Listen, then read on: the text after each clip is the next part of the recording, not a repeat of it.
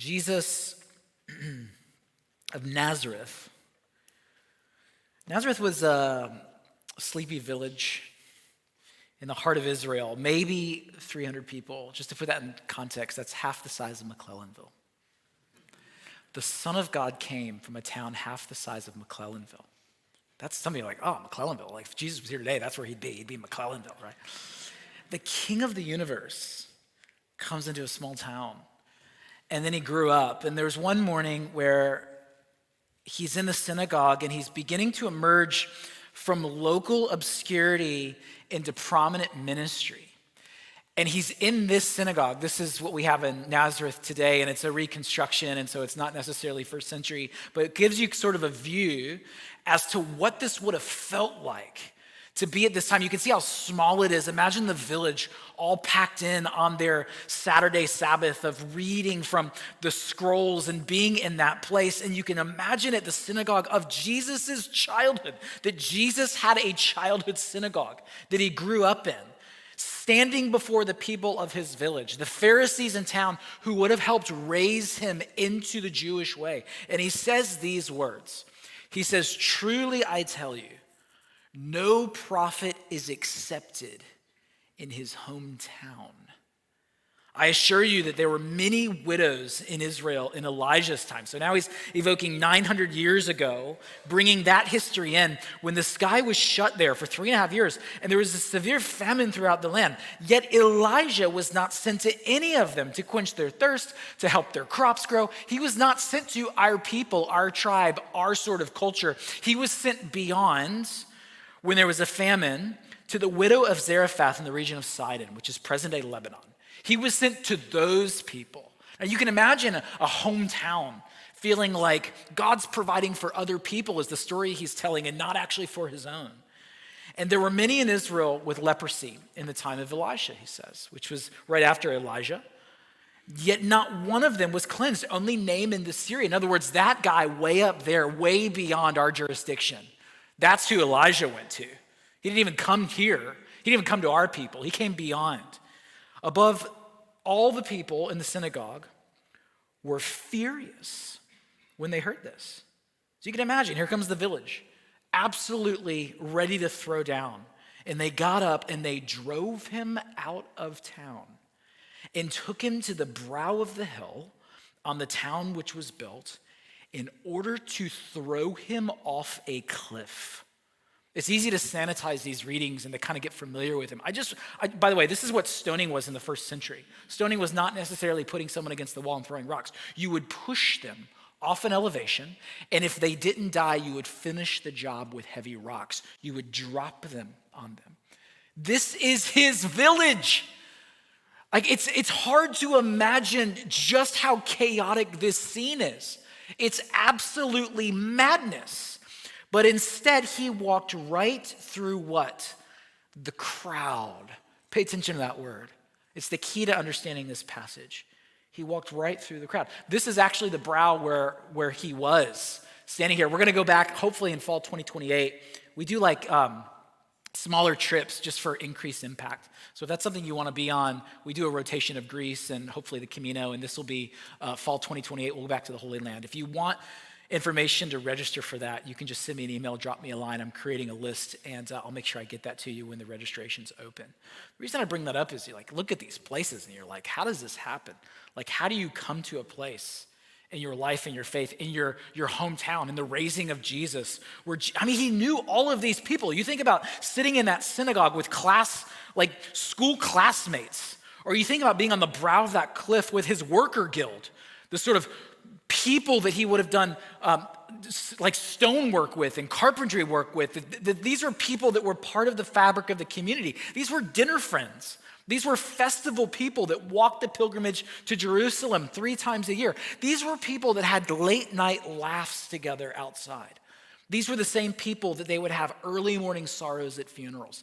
These were the people he grew up with. How is it that you can come to the place in your relationships with a small village, half the size of McClellanville, where people would lead you to the end of a cliff and attempt to stone you? It is mind-boggling. And the reason it happened is because of mob mentality.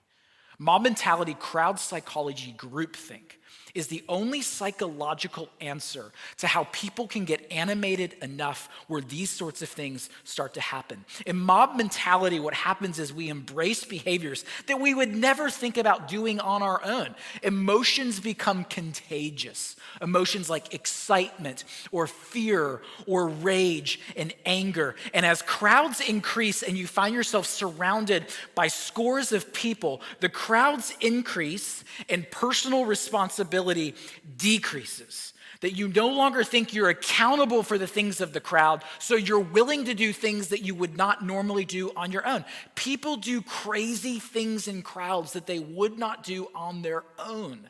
That mob mentality is what led to the Salem witch trials, where women are being accused and killed for things that aren't even being proven, just speculation.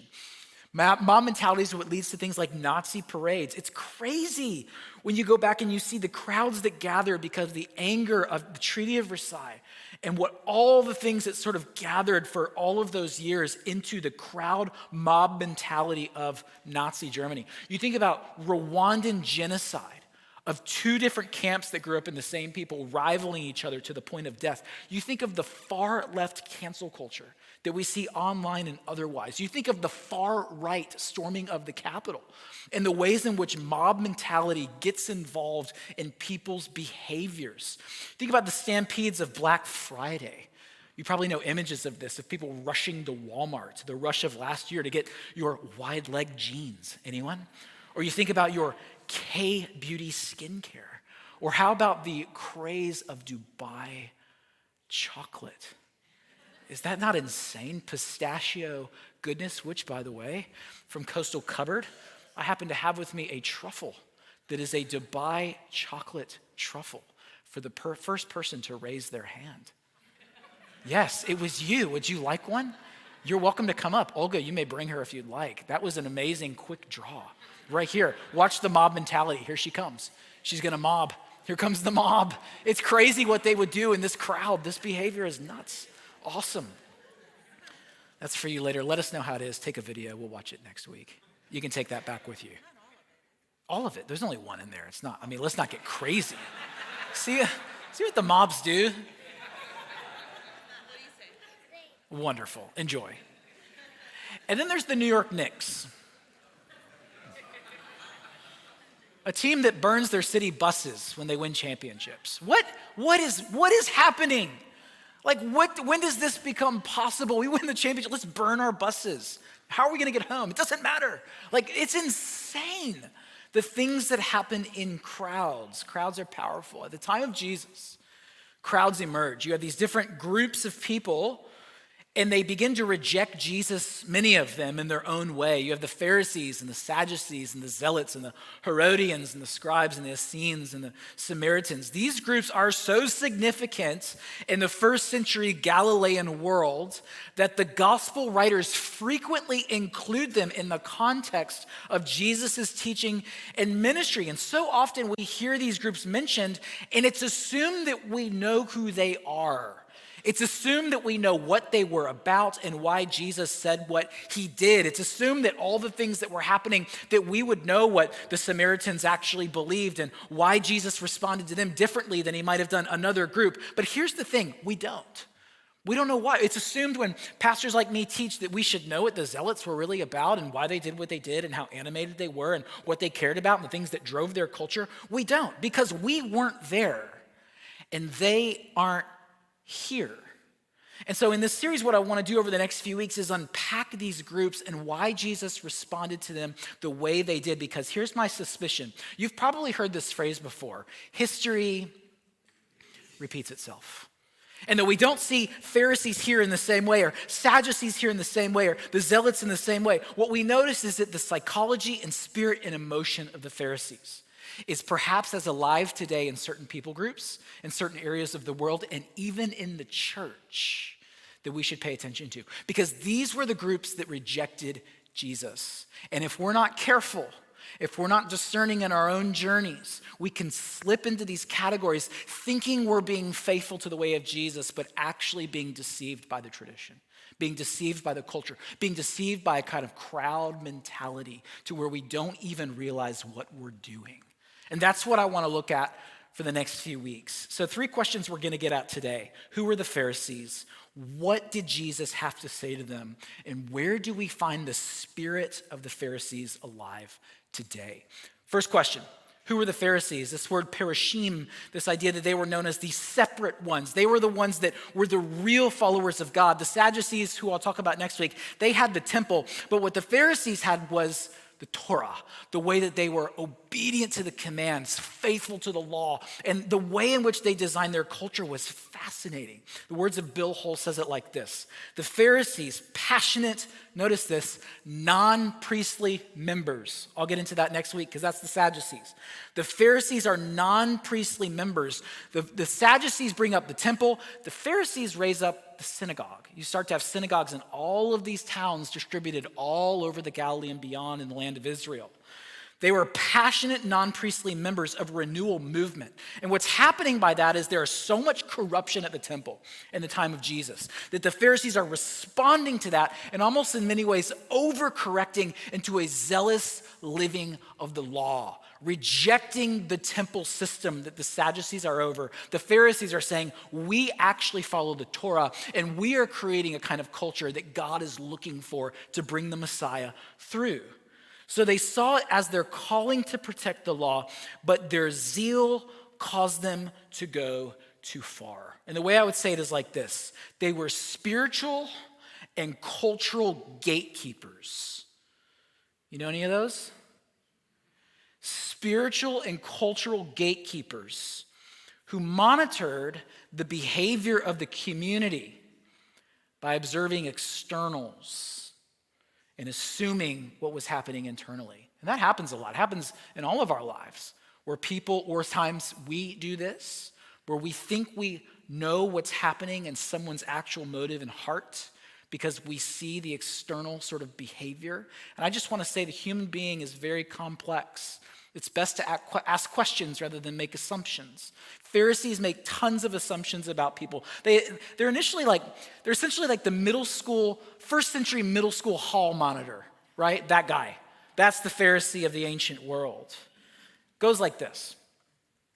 You have these, in the center of it all, you have the 10 Commandments, right? The book of Moses. This is the written law. It was written down. The people could read it and see it. And you have these 10 Commandments, and that's the center of it. That's the heart. That's the essence of it. And around that, you have what's called the 613 commands and the larger 5 books of Moses. So in one section in Exodus, you have the 10 commands, and the rest of the books of Moses, we count 613 commands, all well and good. That's the Torah, first 5 books of Moses.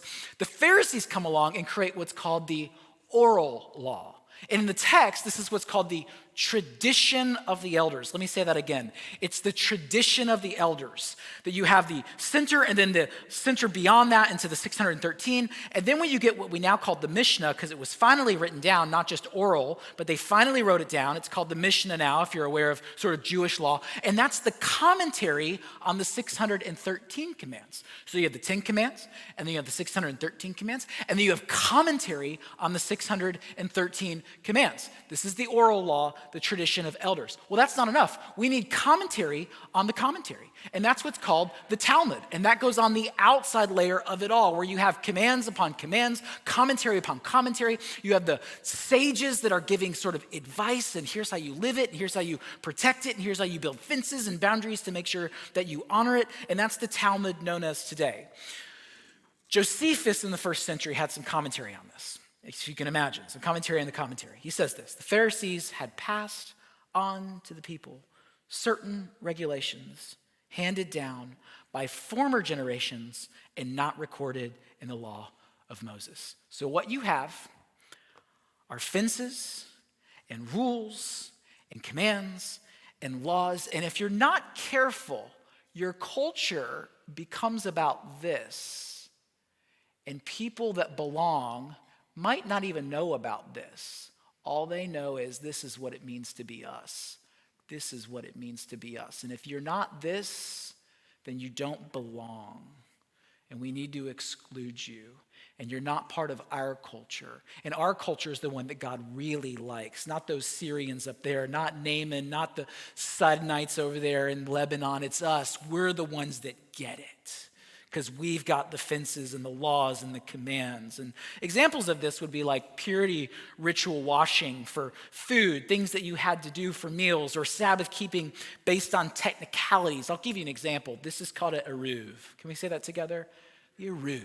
Now, if you've been to Jerusalem or even outside of there, what you'll find, the Sabbath laws, they wanted to preserve the Sabbath so deeply that they created all of these technicalities and rules in order to not miss the middle. But they missed the middle by focusing so much on the outside. And what they did was to say, well, to make sure we don't work, our private domain, we can carry a baby. Our private domain, we can carry food from room to room, but we can't carry it outside because then we would be working. I can't carry my baby outside across the street because that would be energy used and therefore worked, and God wouldn't like that. God wouldn't want me to carry my baby outside the house. All of these rules exist. And so the rabbis came along later and said, what if we extended the private domain beyond the house? Then people could walk around. Then people could take their baby across the street to their grandmother. Then people could take food to their neighbors and not break the Sabbath. So there's all these streams that you'll notice in Jerusalem where now you can walk, because what's happening is the rabbis are saying we're going to extend the private domain and now you can walk outside. Isn't that wonderful? Doesn't God love us so much we can walk outside now? Those sorts of things develop because they realize we've gotten really in over our heads. There are so many rules here. How do we know who's faithfully living out the commands? Over time, what happens is that the center is pushed to the boundary. And the boundary becomes the standard. And you better live our boundary or you're not up to our standard. And we don't have space for you. We don't have a place for you because we're cultural gatekeepers and you're not our culture. That's what happens. And I can tell you this, that is what is such a turnoff in the world today about so many groups within the church, where it's not that you've got to follow the way of Jesus. It's that you've got to follow the way of Jesus and not with those shoes. Not with that haircut, not with that shirt. That's not how we do things here. It's crazy. What did Jesus have to say to them? I think, when I think about Jesus responding to the Pharisees, his critique was at least twofold. The first was this: unnecessary exclusion of people based on extra biblical rules, right? Social punishment. Extra biblical stuff that you got to jump through the hoops with in order to belong here. The second thing was unnecessary burdens. They put so many rules and so many regulations on people's backs who genuinely wanted to follow God. So you have the social punishment that you don't belong here because of all the boundaries that you don't fit, you're not us. But the second thing is the emotional punishment, that we're going to make you feel the shame and weight of not being able to do the things that we are calling you to do, and all of these rules and regulations. And I just want to say both are forms of spiritual abuse. Now, this also needs to be said. Not all Pharisees were this way. Some were actually quite merciful. Not all Pharisees were rigid. Some were actually really laxed. And so a lot of the ways in which maybe you've seen The Chosen, or maybe you've read the way, Jesus is talking about a caricature, a stereotype, and there were some that fell through the cracks that were actually different than that. The legacy of the Pharisees today is the rabbinic movement that we see in the local synagogue down the road. We no longer have the Sadducees and their legacy, and I'll talk about that next week. We have the fruit of the life of the Pharisees, and it found its way into the rabbinic tradition. I didn't know that until a few years ago, that that's where the synagogue comes from. A kind of people that want to gather together to talk about what it means to know God's story and live it out faithfully into the world. The rabbis in the first century were the celebrities of the ancient world. And I can't underscore this enough. The rabbis of the first century were the ones that you would have a poster of your rabbi on your wall as a boy, as a girl growing up, that was the guy. That was the one that we wanted to be like. It's like today, if we were to talk about basketball, there's this stupid debate about the GOAT as to whether it's Jordan and LeBron, but we all know it's Jordan, right?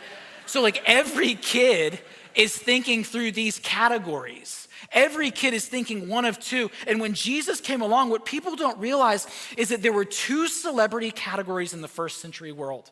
One was named Rabbi Shammai, and the other was named Rabbi Hillel. And so when Jesus would be posed questions such as, well, is it lawful to heal on the Sabbath? What they want to know is, do you fall, Jesus, into the category of Shammai, or should we put you in the category of Hillel? The category of Shammai was more stringent, more rigid, less lenient, more hardcore, more rules and regulations, where Hillel kind of took it a little bit relaxed. He was a bit more lenient, and you would go into one of these two groups. And so when Jesus comes along, what he's confronting isn't just the question. He's confronting the subtext of the question, which is, do you follow this Rabbi Jesus, or do you follow this Rabbi Jesus? And Jesus comes along and says things like this. Be careful when you put new wine into old wineskins, because what happens? The wineskins burst because of the fermentation of the new wine. In other words, what he's saying when he says things like that is, don't put me in one of your old categories.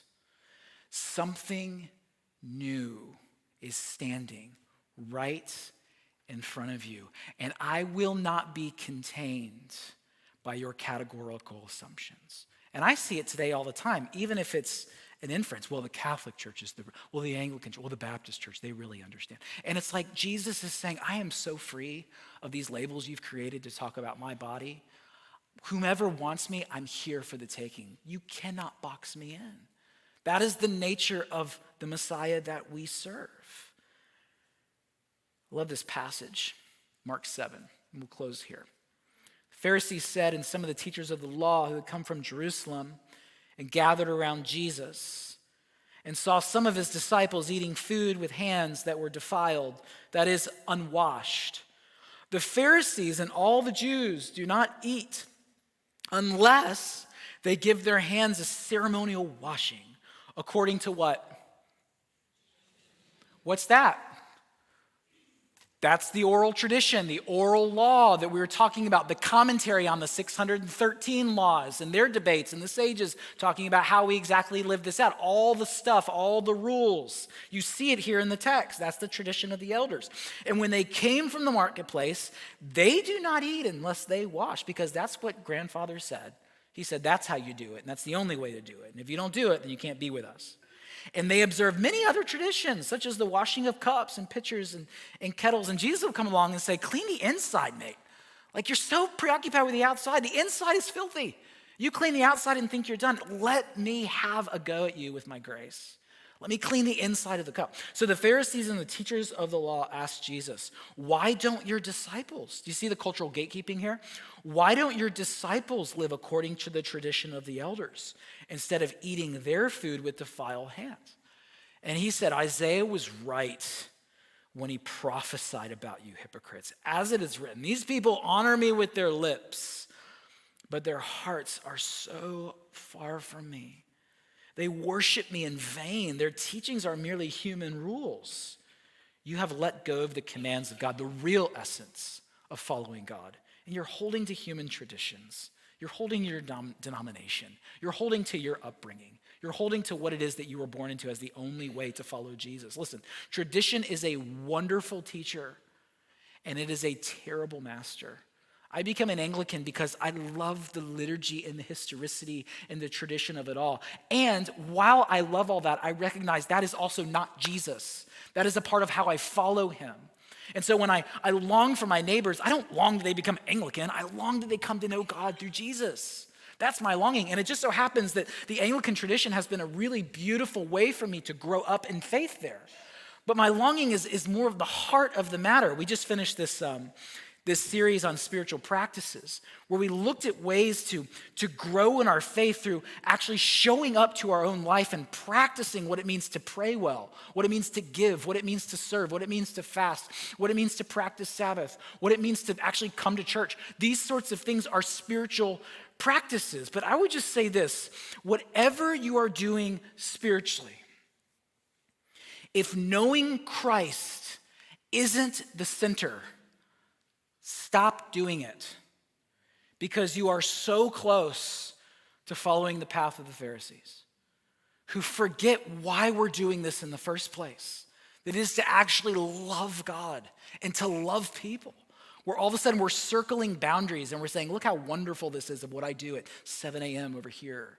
Knowing Christ is the essence of why we gather as a church. I remember a few years ago, 25 years now, I'm 45 this week.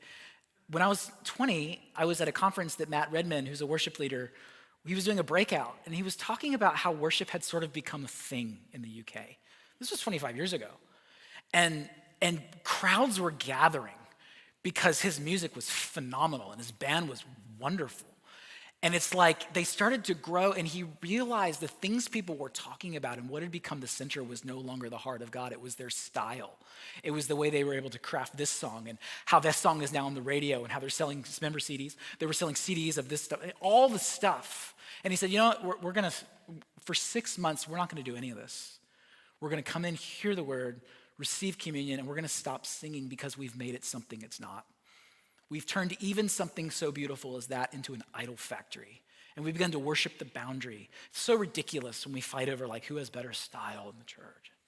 You know, what guitar riff we prefer. You know, we're the organs. That's when we really loved God, when we sang with the organ, right? The harp needs to come back. It needs to make a comeback in the harp. You know, and you start to get so inundated, and then you throw on the monetary value and the capitalism of it all, and we've turned worship into this massive big business. And you can lose, I'm not opposed to success there, I'm just saying you can lose the heart of the matter. So after 6 months of a drought of music in this church in the UK, Redmond comes back in and writes a song as their first song back. And the lyrics are they're just staggering, where he sings and invites his church to sing as their first step back into a worshiping community in song. And he says, I'm coming back to the heart of worship, and it's all about you. I'm sorry, Lord, for the thing I've made it. It's all about you, Jesus. And that is like such a beautiful story of saying that no matter what it is that we graft onto to our faith, our tendency is to drift away from the heart of God, to create cultures and traditions and then circle those traditions and to say that is the center. And Jesus comes along and say that is not the center because that's not me. I'm the center. I'm the well. You will not get water at the fence. You will get water at the well. And I'm the living water. Come and draw from me. Know Christ. That's why we do all the things that we do. So where do we find the Pharisees alive today? I don't use AI for my sermons. You're welcome. I don't know. I guess they could be better. But I did ask it to provide for me an example of the new Pharisee in the wider church community today. You want to see it? It's spicy, y'all. Buckle up. It's a roast. It's a burn. The new Pharisee does not wear long robes or demand first row in the sanctuary. Obviously. Thanks, Chris. I see you. They often appear casual as the most normal people on earth, suggesting their pious detachment from the world.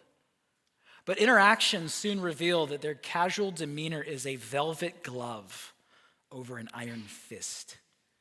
They are deeply concerned with optics, not necessarily looking holy, but being correct over extra-biblical codes of conduct and belief. They are theological gatekeepers and cultural fence builders. Secondary issues become primary standards. Jesus is not their center. He is merely a footnote to support their real agenda.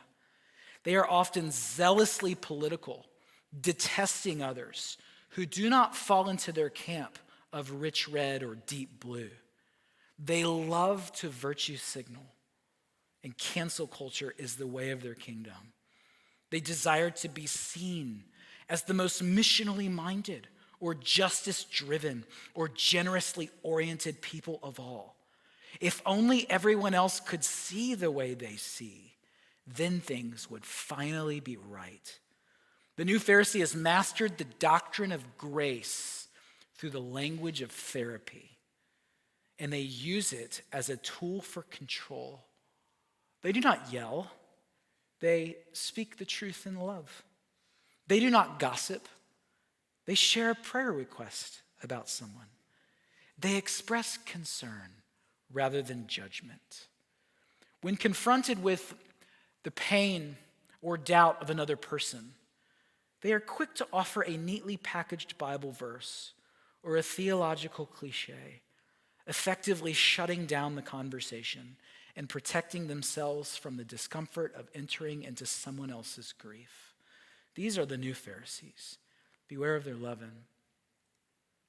To this I'll add, and for all of us who have been thinking about someone else who fit these descriptions, be careful, because it's an indication you might have some of their leaven living inside of you. Oh, so-and-so's got to hear this. This is for y'all. Okay? 3 things I notice. Jesus wants us to pay attention to simplicity. And listen, as we move into a new space in the new year, I long for us to maintain a simple community that longs to keep Christ the center. Not our stuff, not our new space, not a new altar. All that stuff's all well and good. May we stay simple and grounded in knowing Christ as the reason we gather and the reason we exist. Simplicity, the heart of the matter. Staying connected to the heart of Jesus in everything we do. Hypocrisy is another thing I noticed. It is so important to Jesus to say no when you're being hypocritical. Start with self. Do not live your life evaluating everyone else and missing the inside of your own cup. Begin with yourself. That's why we do confession every week as this way of saying, Lord, as good or as not good as my week has been, I begin with me. I begin evaluating. Lord, come examine me. Know me. Make me know myself, that I would live with humility and not hypocrisy. And the last part is sincerity. Living in a sincere faith where mercy triumphs over judgment. Where my longing is to live in a way that I'm sincere about my own stuff, and I want to live mercifully toward the people around me. So Lord, I thank you for loving us in the midst of all of the stuff in mob mentality, in the midst of our own self-inflation, in the midst of our own judgment, that you love us and you're calling us to pay attention to our lives. You're calling us to not get lost in the crowd and mob mentality and psychology where we miss out on what it means to be personally responsible for our own lives. And God, help us to live authentically before you.